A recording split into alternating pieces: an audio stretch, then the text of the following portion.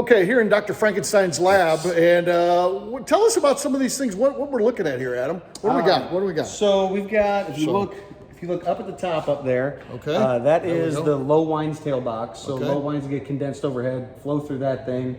We'll have a hydrometer floating in there so we can look at the proof as the low wines make their way into the doubler. Okay. Over to this one, the rest of this stuff, is all kind of crazy vodka stuff.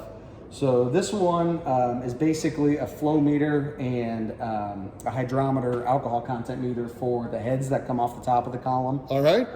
This one, this flow meter and this hydrometer are for the bottom of the column to make sure that we've got only water coming out. We're not losing any alcohol whatsoever.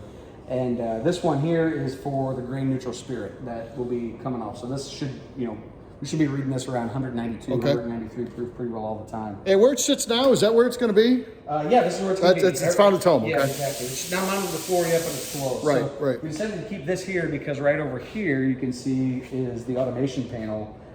So those two are going to be used kind of in conjunction with one another. Okay. And this one here is kind of crazy. It took quite a bit of reading in old books to figure out what this whole operation even was or is. This is a Fusel oil decanter.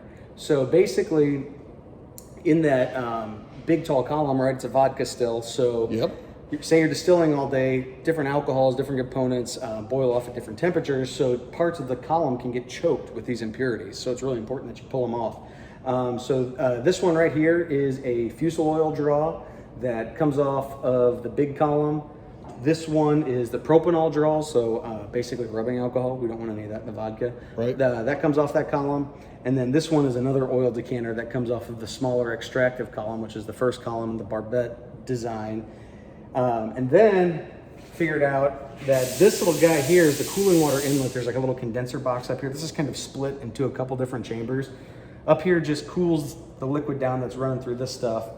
Then you crack this valve and you slowly add water to this lower chamber right here. Mm-hmm. And this is what's called the Fusel oil decanter. So basically what happens is as you add that water, your oils in this stuff kind of separate from the water and alcohol mixture. The oils float to the top.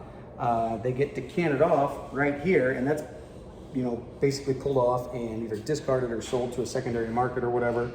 The water then discharges out of the bottom, loops up and into this thing, and then that gets pumped back into the big column for redistillation, basically, so we can keep all the alcohol. We've actually gotten quotes, or we've gotten inquiries rather, from flavor houses already on utilizing this thing and making agave spirit.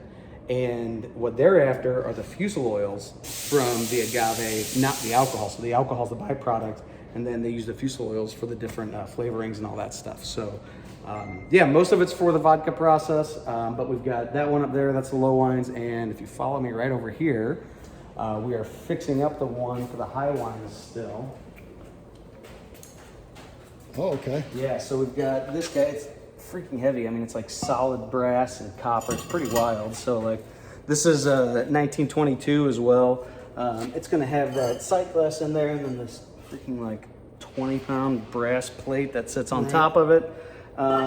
Did that glass make it, or do you have to get replacement for that? It did, yeah. It's sitting over there. Yeah, it's amazing. All the glass that we just saw made it all the way from Belgium over to here.